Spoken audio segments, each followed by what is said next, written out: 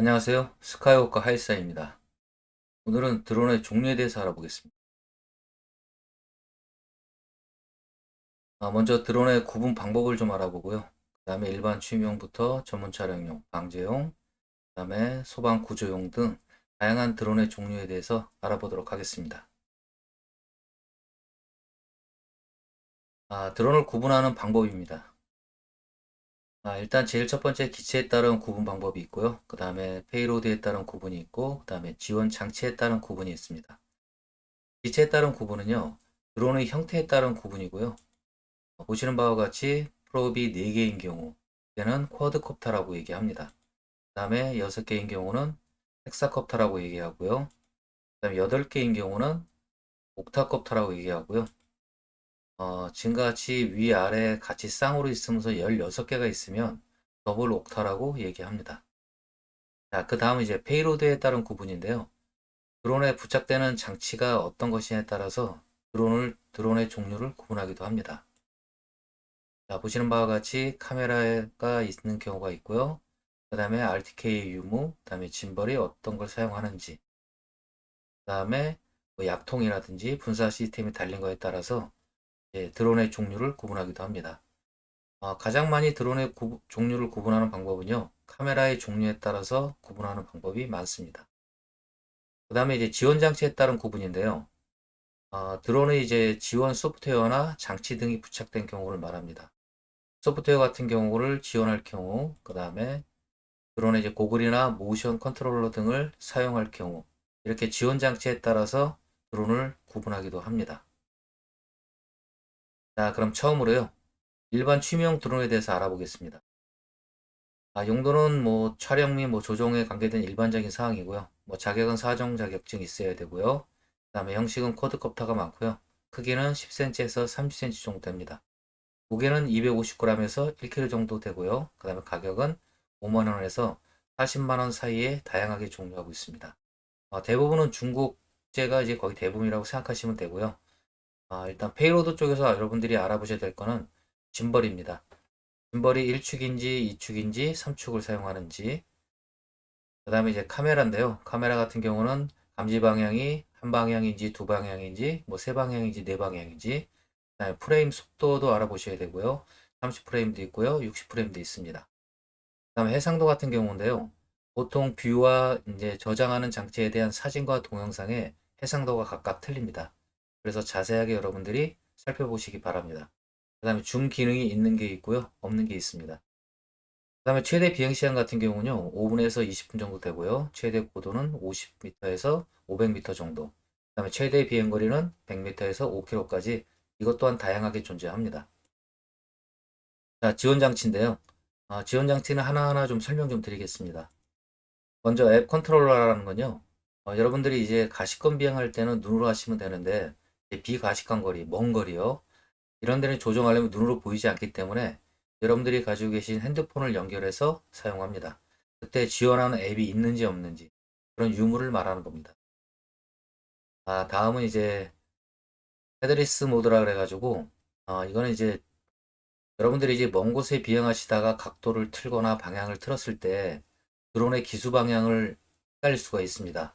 그때 여기에 개의치 않고 일단 조종자의 기준으로 조정을 하면 여러분들 위치로 돌아오기도 하고 그러니까 쉽게 조작을 할 수 있는 기능입니다. 그 다음에 멀티 펑션 리턴 홈은요. 여러분들이 이제 너무 멀리 보내서 어디에 있는지 모를 때 그때 이제 단추를 눌러서 한 번에 조종자 위치로 드론이 오게끔 하는 기능입니다. 그 다음에 로우 파워 리턴 같은 경우는 여러분들의 드론이 이제 사용 용량이 다 돼서 배터리가 다 달 경우 알아서 자동적으로 조종자 위치로 오는 기능입니다. 그 다음에 맵 포인팅 같은 경우는요. 여러분들이 설정한 위치를 포인트를 찍습니다. 그러면 드론이 알아서 자동 비행을 하는 기능. 그 다음에 플라잉 어라운드 같은 경우는요. 조종자 중심으로 360도를 알아서 자동적으로 비행을 합니다. 그 다음에 스마트 플로어라는 게 있는데 이거는 조종자를 따라다니면서 어, 드론이 이제 촬영을 하는 기술 같은 걸 말하고요. 그 다음에 마지막에 장애물 회피 기능이 있는 것도 있습니다. 그래서 여러분들이 너무 많은 기능들이 있으니까 여러분들이 서서히 찾아보시면 좋겠습니다. 자, 전문 촬영용 드론인데요. 일반 취미용 드론과 이제 사양은 거의 비슷한데 일단은 고사양이라고 보시면 됩니다. 보면 이제 가격 같은 경우는 이제 50만 원에서 400만 원까지 다양하게 존재하고 대부분 이제 전문 촬영용 같은 경우는 DJ사 제품이 많습니다. 짐벌을 좀 볼게요. 짐벌 같은 경우는 3축 방식이 많이 있고요. 그 다음에 감지 방향도 3방향이나 4방향까지 많고요. 그다음 센서 같은 경우는 1인치나 3분의 4인치 이렇게 고사양이 좀 많습니다. 그다음 프레임 속도도요. 뭐 60프레임 넘어서 120프레임까지 가능한 것도 많이 있고요. 또 해상도도 6K나 8K, 10btt 로그 컬러까지 지원합니다. 그리고 줌 기능도 28배속까지 지원하니까요. 여러분들이 자세히 살펴보면 좋겠습니다. 자, 최대 비행 시간 또한 20분이 아니라 보통 45분까지 장거리 비행을 할 수 있고요. 그 다음에 최대 고도도 5km까지, 최대 비행 거리는 한 20km까지도 가능합니다. 자, 지원 장치는 앞에서 설명드려서 생략하고요. 자, 방제용 드론입니다. 방제용 드론 같은 경우는요, 일종 자격증이 있어야 됩니다. 그 다음에 크기는 1.2m에서 2.5m가량 하고요. 무게는 20kg에서 40kg까지. 가격은 500만 원에서요, 4천만 원까지 다양하게 존재합니다. 뭐 국산 제품인 반디 제품도 있고요. 외국 제품인 DJ사 제품도 많이 있습니다. 자, 페이로드를 알아보면요. 일단 약재통이 있고요. 그 다음에 스프레이 시스템이 갖춰져 있고요. 그 다음에 비행 시간은 10분에서 20분 정도. 그 다음에 이제 지원 장치로는 이제 장애물 감지 기능이라는 게 있는데요. 장애물 감지 기능은 말 그대로 장애물을 알아서 피하는 기능입니다. 그 다음에 동적 분사 기능이라는 것도 있습니다. 이 기능은요, 드론을 조종하실 때 스프레이 시스템에서 분사가 되면 서 있을 때는 분사가 되지 않고 움직일 때만 분사가 되는 기능입니다. 그 다음에 경로 저장 기능이라는 게 있습니다. 이거는 여러분들이 조종하신 경로를 저장할 수 있는 기능입니다. 그 다음에 경로 자동 비행 가능은 이제 수동으로 조정하시는 게 아니라 자동으로 조정하실 때 필요한 기능입니다. 이렇듯 방제용 드론은요, 여러분들이 약통과 스프레이 시스템이 달려 있으면 무조건 방제용 드론이라고 보시면 됩니다. 영화 제작용 드론에 대해서 알아보겠습니다. 영화 촬영용이 용도고요. 보통 자격은 3종 자격증이 있으면 되고요. 크기는 50에서 60cm 정도, 무게는 4kg에서 6kg 정도 됩니다. 가격은 600만 원에서 1000만 원 정도 하고요. 페이로드를 좀 살펴봐야 되는데요. 기체에 짐벌이 달려 있고요. 기본적으로. 그 다음에 새로운 짐벌 장치를 달아서 사용합니다. 보시면 이제 촬영용 카메라와 이제 지원 렌즈가 상당히 많이 있고요. 그 다음에 시모스 센서 같은 경우도 3분의 4인치 이상인 APC-C 타입의 경우도 많이 있습니다. 그리고 프레임 속도도 최고 사양이고요. 해상도 또한 최고고요. 그 다음에 유효 픽셀 또한 23메가픽셀 정도로 상당히 높습니다. 그리고 비행 시간도 30분에서 40분 정도 되고요. 그다음에 최대 속도가 이제 50km에서 100km 정도 되는 것도 알아놓으시면 좋고요. 그다음에 지원 장치를 좀 설명드릴게요. 자동 회피 기능은 물론 있는 경우가 있고요. 그다음에 이제 듀얼 컨트롤러라고 얘기하는데요. 여러분들이 이제 촬영을 하실 때, 영화 촬영을 할 때요. 조종을 하시는 분도 있고 카메라 조작을 하시는 분도 있을 겁니다. 그래서 양쪽으로 조종이 가능한 이런 듀얼 컨트롤 기능도 존재합니다. 그다음에 플라이트 모드라는 건요. 영화의 어떤 질을 이제 높이기 위해서 비행 코스를 이제 자율자재로 이제 멋있게 좀 만드는 기능들이에요.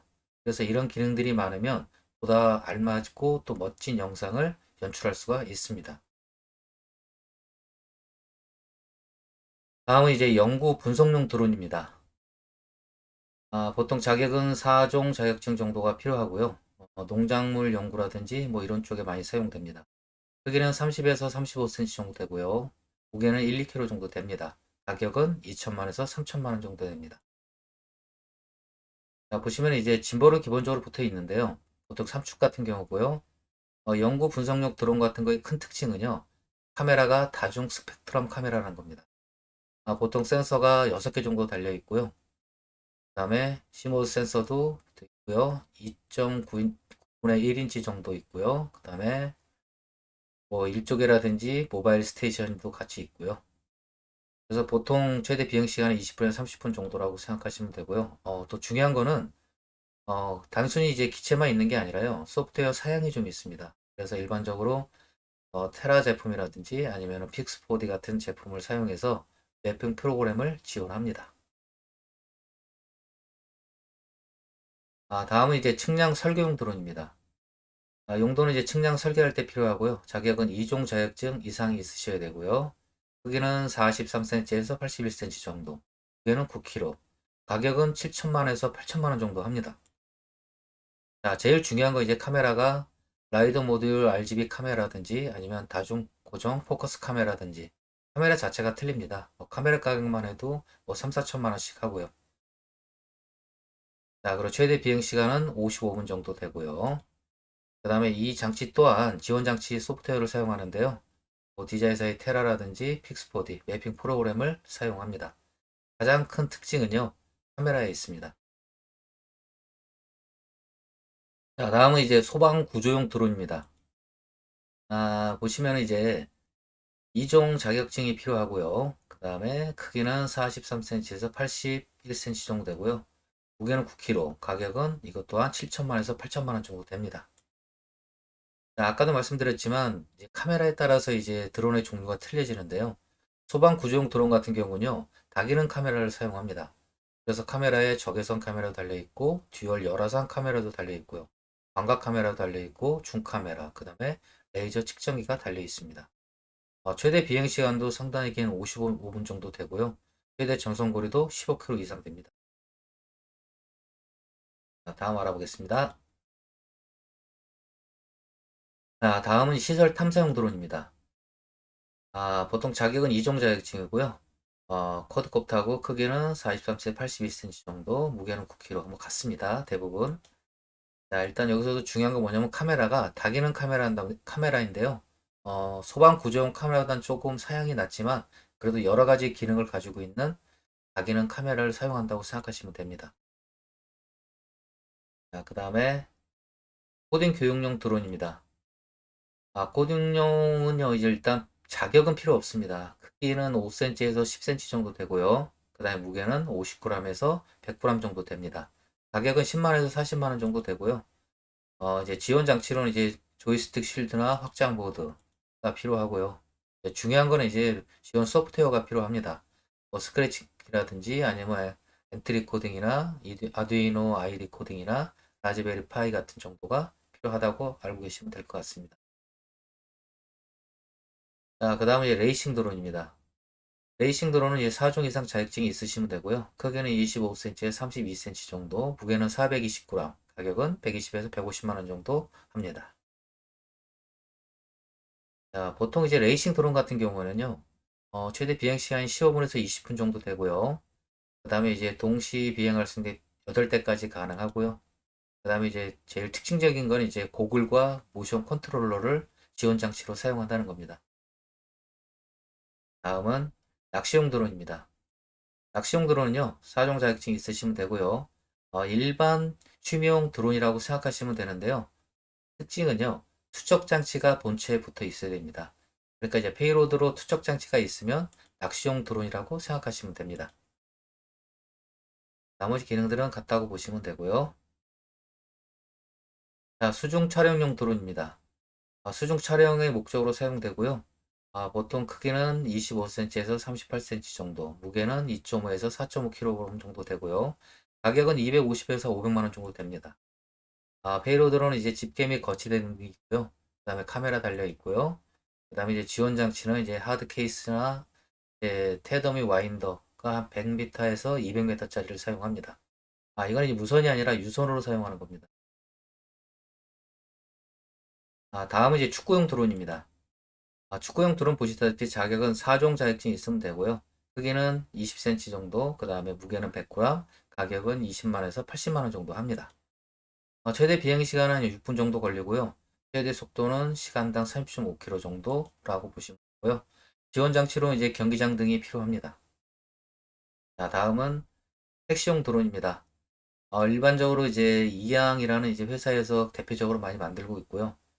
좀 알아보면 이제 이양 814 같은 경우는요, 더블 쿼드콥터고요. 크기는 높이가 1.85m, 그 다음에 사방 둘레는 5.63m 정도 됩니다.